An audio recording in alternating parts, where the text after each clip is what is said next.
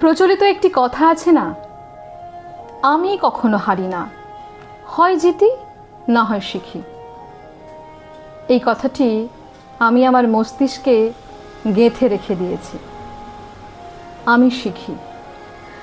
জীবনে যতবারই অনুভব করেছি আমার সব হারিয়ে যাচ্ছে, কিংবা আমি হেরে গেছি, ততবারই আমি কিছু না কিছু শিখেছি। দুর্যোগ, সমসাময়িক সমস্যা, ঠকে যাওয়া কিংবা বিশ্বাস ভেঙে যাওয়া, এসব আমার জন্য নতুন কিছু না।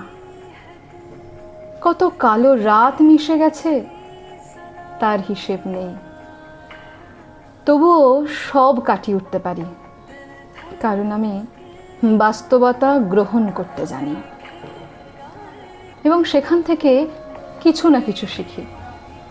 হার মেনে নেওয়া আমার সিলেবাসে নেই।